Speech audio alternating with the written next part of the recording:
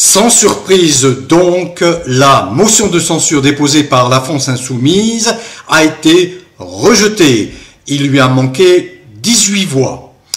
Même sort réservé à la motion de censure déposée par le Rassemblement National, qui, elle, n'a obtenu qu'un peu plus de 140 voix et donc a été rejetée.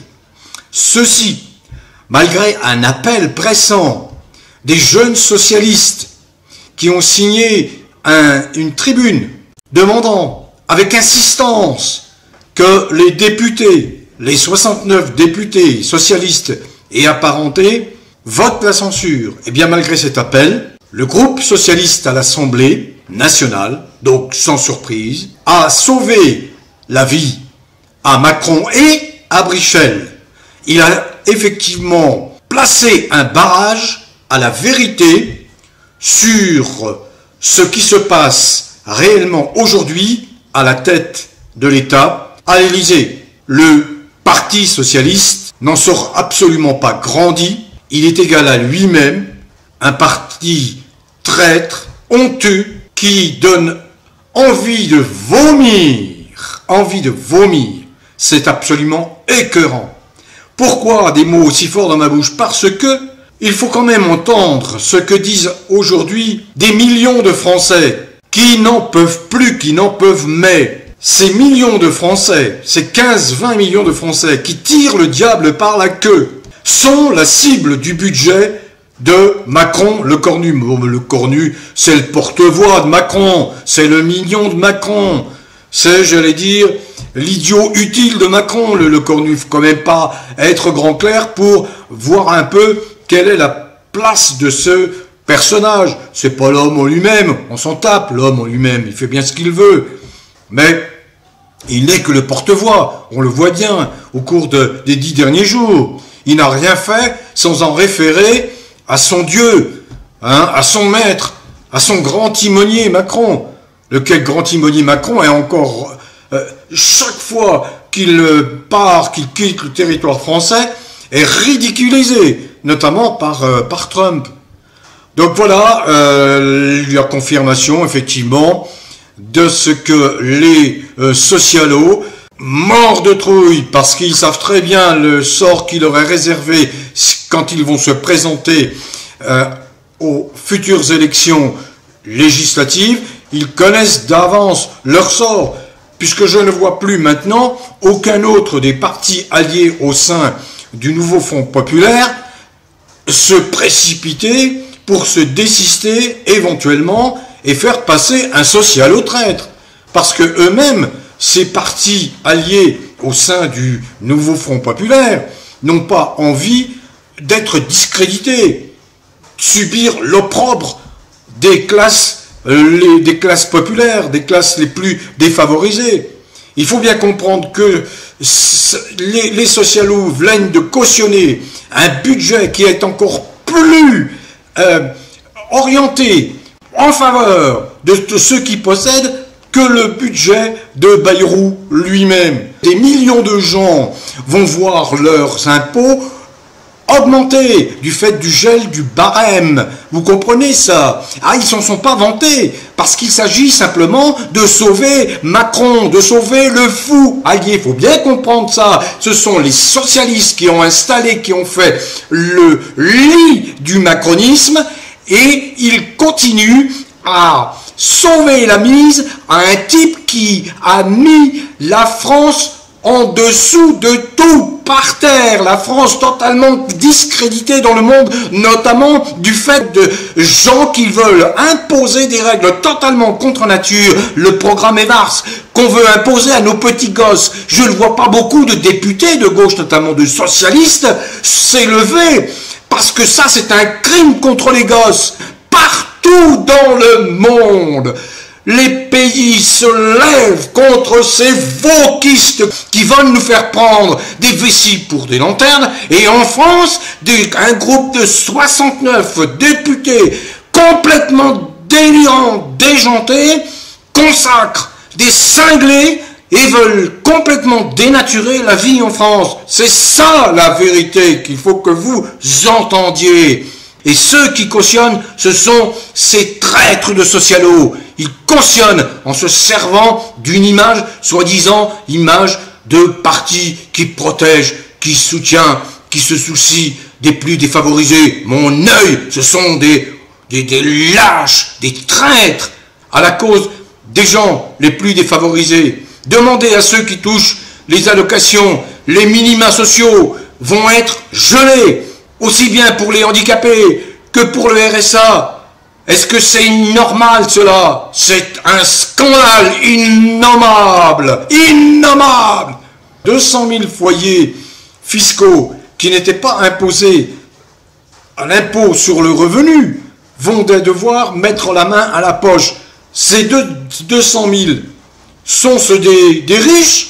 Pas du tout. Ce sont des gens qui tirent le diable par la queue, comme je dis, qui finissent le mois avec des miettes, qui finissent le mois le 15 du mois.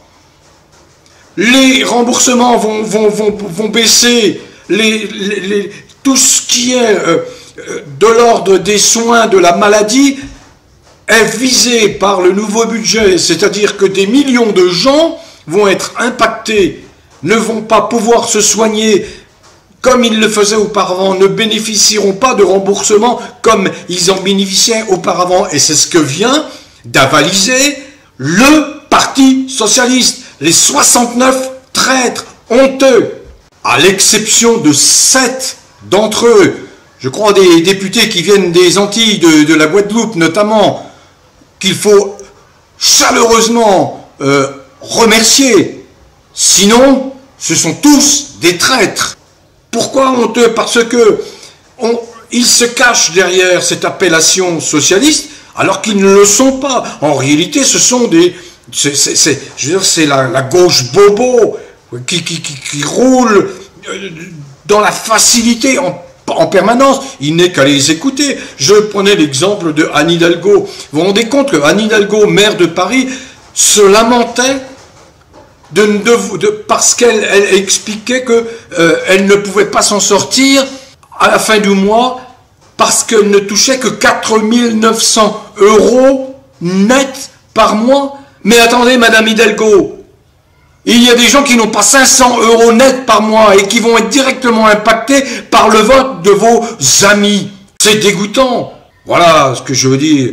Alors, pour ma part, je regrette que la France insoumise, qui est trop prisonnière de ses dogmes, qui oublie qu'à un moment donné, il faut faire l'union sacrée, s'est abstenue à cause du dogme de voter la motion de censure présentée par le Rassemblement national. L'urgence absolue, c'est de dégager le fou allié Macron, identifié comme tel partout dans le monde, par les 195 pays de la planète, identifié comme un cinglé, un fou, un psychopathe pervers narcissique, qui s'active au niveau de l'Union européenne pour imposer l'identité numérique sans laquelle vous ne pourrez plus rien faire, vous serez pieds et mains liés. Si vous n'avez pas l'identité numérique, vous ne bénéficierez plus de soins médicaux, vous ne pourrez plus vous faire rembourser par la sécurité sociale, vous ne pourrez plus aller retirer de l'argent à votre banque parce qu'on vous demandera